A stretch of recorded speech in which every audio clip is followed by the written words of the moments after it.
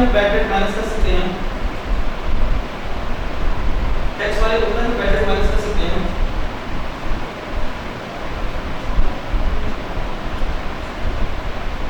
उतना रिकॉर्ड किया हो, टैक्स वाले उतना ही बैड डेट माइनस कर सकते हैं उतना रिकॉर्ड किया हो।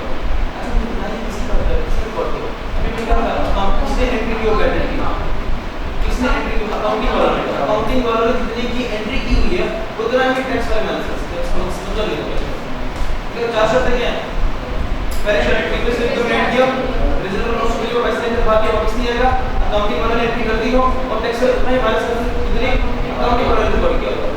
यहां पे बात करें आ जाइए वो क्या है bad debt section 29। A person shall be allowed a deduction for bad debt in the next year. A person shall be allowed deduction for bad debt in the next year if following conditions are satisfied. The following conditions पूरी होंगी। पहले क्या कहता है, the debt was previously included in the person's income from business. क्या जब cell की होगी तो इनकम फ्रॉम बिजनेस रिकॉर्ड किया गया होगा कि किया गया होगा? तो ये लिखे नंबर 1 एक इसको बोलिए पहली शर्त ये the debt was previously included in the person's income from business.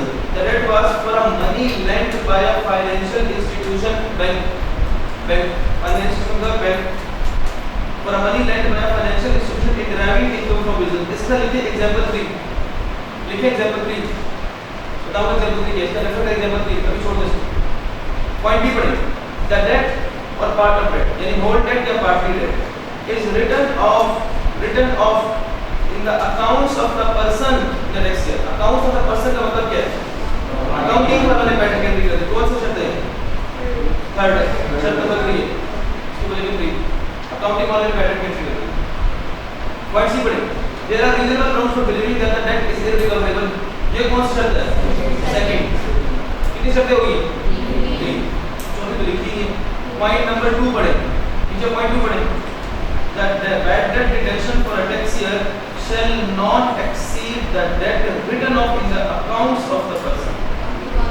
Accounting वालों ने जितना रिकॉर्ड किया होगा, जितना एंट्री की होगी उतना ही माइनस कर सकते हैं। शर्त नंबर 4 है। तो चारों शर्तें पूरी होनी चाहिए।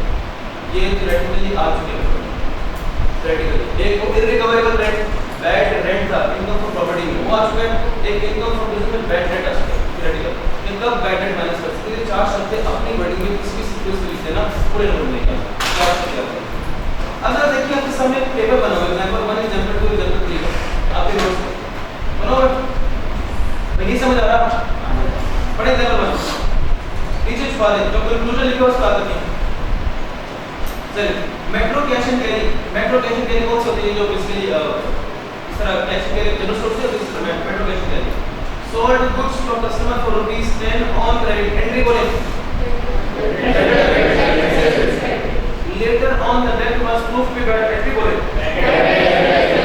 bad debit debtor again ये क्यों की अब पढ़े conclusion as the debt was previously included central collect previously included as the debt was previously included in the metro's income from business so bad debt shall be allowed to central collect bad debt shall be allowed as deduction for metro. Simple सा case था, हमने पहले income में record किया होता, अब वो पैसे के बाद हम बैड डेट रिकॉर्ड कर सकते हैं। एग्जांपल 2 में बिल्कुल छुपा देंगे मिलकर देखो सुने जरा। मेट्रो कैश एंड कैरी ने लोन दिया है। क्या मेट्रो कैश एंड कैरी का मकसद लोन देना है या चीजें बेचना है? लेकिन उन्होंने तो क्या दिया, 6 रुपए का लोन दिया। एंट्री बोलो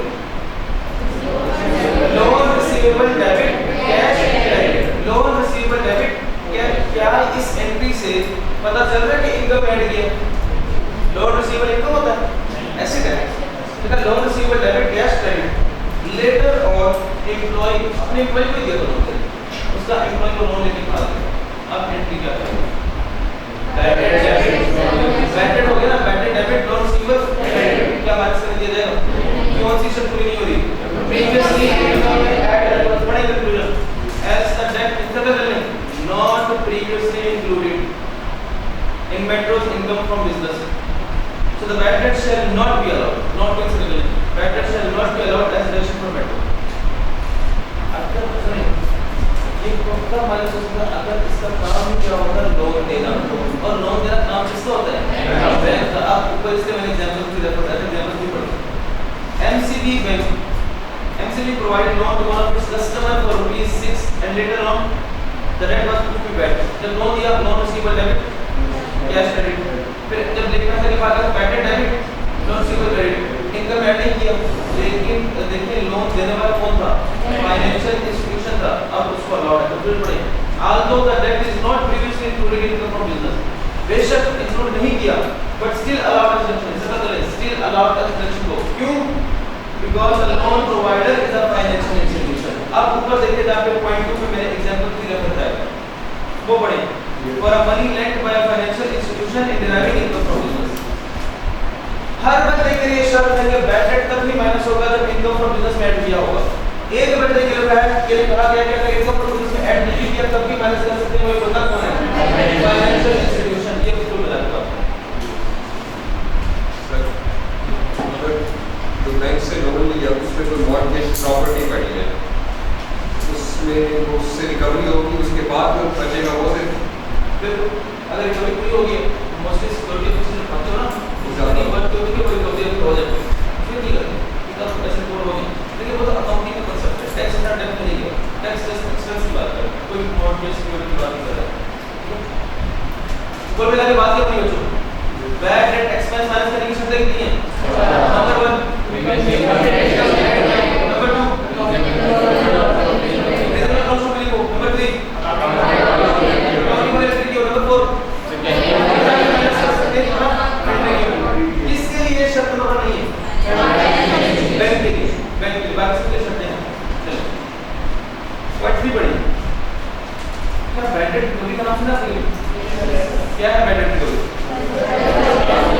उधार ले चीज दी बैड डेट, पैसे दिए वाला भाग गया बैड डेट, भागो को बंदा वापस आ गया बैड डेट, एंट्री क्या बैड डेट रिकवरी की? कैश डेबिट credit expense बड़ा point where bad debt deduction has been allowed in a tax year and in a subsequent tax year the person recovers any amount, if the person recovers any amount तो लिखिए bad debt recovery, ठीक है bad debt recovery।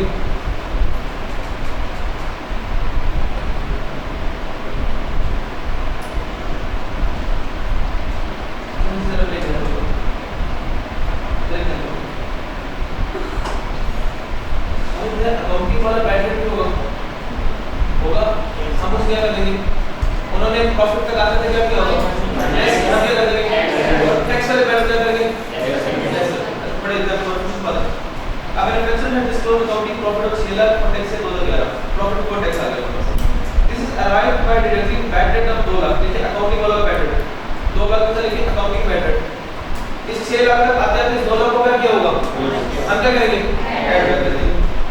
However, Commission allowed only 1,80,000 as bad. Commission कितना allow किया? यहाँ देखिएगा please, solution नहीं देखना। प्रॉफिट बिफोर टैक्स कितना है?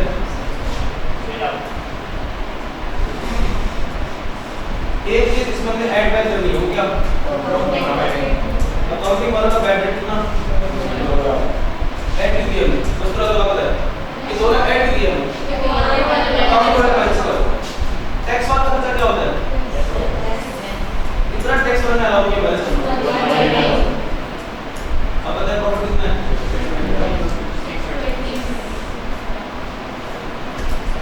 और फिर एग्जाम्पल 2 में कहते continue from question 1 in tax से 2012 it is close 7 lakh as accounting profit which includes 25,000 for bad debt recovery relating to previous year bad।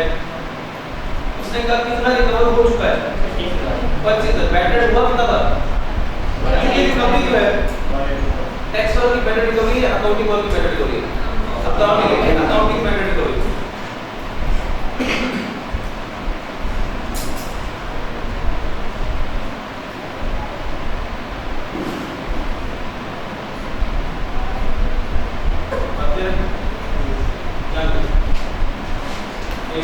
ध्यान से देखिएगा थोड़ा सा टेक्निकल है, पीपीटी कितना है?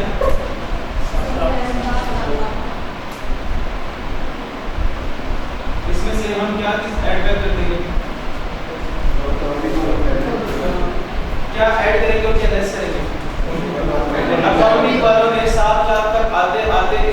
Conditions are bad debt recovery को ऐड किया लेस किया ऐड किया हम क्या करेंगे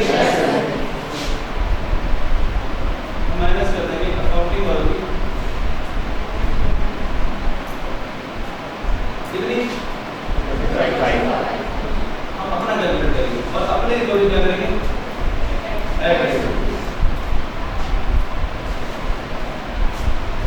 या तो बहुत क्लियर हम इधर क्या रहे साथ साथ लगातार उन्होंने अपनी इनकम को ऐड किया हमने इनकम को माइनस कर दिया और अपनी इनकम कैलकुलेट क्या करेंगे रिकवरी इनकम है ना ऐड करेंगे अब यहाँ पे ऑर्गेनाइज करके देखो टैक्स वालों तुमने फिर रिकवरी कैलकुलेट कर दिया तो कहा कि टैक्स वालों ये बताओ खर्चा टोटल हुआ कितना था इन रियलिटी हुआ कितना था क्वेश्चन को याद रखो कितना हुआ था 2 लाख कितना उसमें से माइनस करने दिया था हुआ कितना था कितना माइनस करने दिया तो खर्चा कितना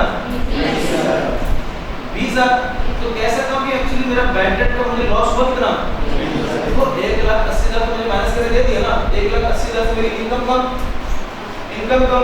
टैक्स कम ये तो 2 लाख में से 1,80,000 मुझे माइनस करने दिया है कितना माइनस करने नहीं दिया 20,000 कितना मैं रिसीव कर चुका हूँ 25,000 कितना इजाफी आ चुका है उस 5,000 क्या करूँगा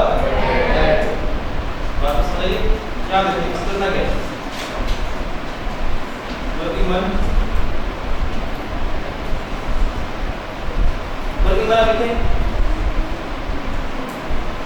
अमाउंट रिसीव्ड अभी कितने अमाउंट रिसीव हुई है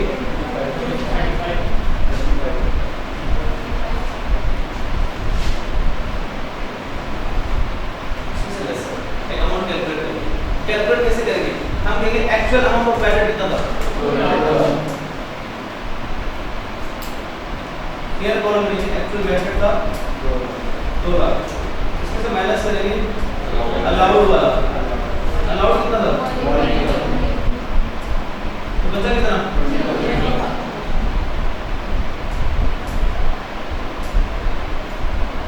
पॉजिटिव आंसर आया पॉजिटिव आएगा तो ऐड करेंगे और नेगेटिव आएगा तो लेस इसे कहते हैं टैक्स बैड डेट रिकवरी क्या कहते हैं टैक्स बैड डेट रिकवरी यहाँ कितना है बताएं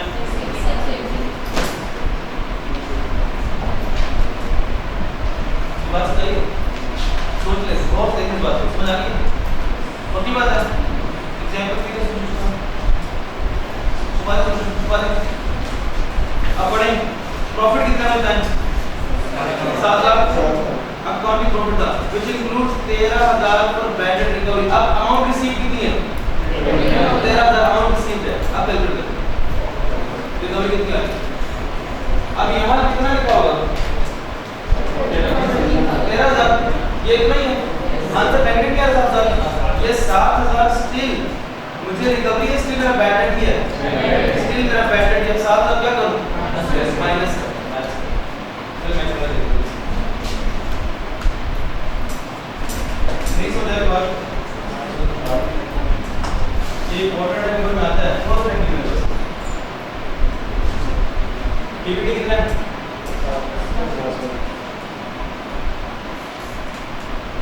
इसके लिए अपन क्या करना है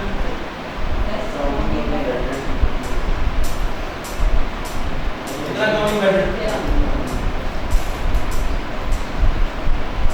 अब मैं नेक्स्ट स्टेप में नहीं बता कि रिकवरी है या नहीं है अगर रिकवरी होगी ऐड और अगर रिकवरी नहीं है तो स्टिल आप नेगेटिव आ रहा है तो फिर उसको क्या नाम दोगे बैड डेट का नाम ऐसे समझ लेगा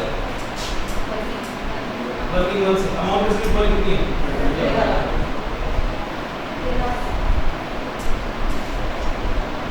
लेस करना है कैलकुलेट क्या करूंगा एक्चुअल कितना था लेस अलाउड कितना था ना कितना आया आंसर आ रहा नेगेटिव इसको मैं कहूंगा ये मेरा बैड डेट है रिकवरी नहीं है इसलिए मेरा क्या आएगा बैड डेट अब यहाँ पे आके मैं क्या करूंगा लेस टैक्स होगा बैड डेट से होगा अब बता कितना सॉरी इनको पर बिजनेस सॉरी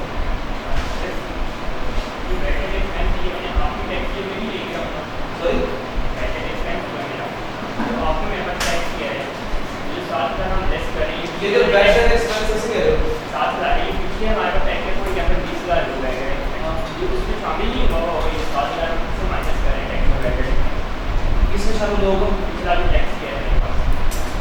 ये है टैक्स जी है। ठीक है कि इसमें जितना भी बैठ है इसमें जो बैड वन आगे 80,000 है, ये 7,000, ये 180,000 में जो शामिल ही नहीं, अब रिकवरी की बात हो रही है। अब बात उसके पिछले की, अब आप ये कह रहे हो पिछला आपने 1,80,000 माइनस किया, हुआ तो 2 लाख का था। असलन हुआ कितना था? 2 लाख का ही होता। आपको अलाउ कितना किया गया? 180। कितना आपको अलाउ नहीं किया गया था? वो 20,000। क्या वो 20,000 आप माइनस कर चुके हैं? मैं बात नहीं कर चुके। ये तो 20,000 का 7,000 है। वो जो नहीं माइनस हुआ 20,000 उसमें 7,000। ये देखें ना, कितना माइनस नहीं कर चुके थे। उसमें से बस कितना माइनस कर सकते हैं? स्टिल रह कितना गया? 7,000 माइनस। और अगर ये कॉस्टिंग में आंसर आता, ये जो 5 ये 7,000 बचे ना बच्चों, ये यहाँ पर एक्चुअली कितना हुआ था खर्चा? माइनस कितना करने दिया आपको? कितना नहीं करने दिया आपको? 20,000 में से कुछ रिकवरी हो गई, और अब रिकवरी होने के बाद स्टिल कितना रहता है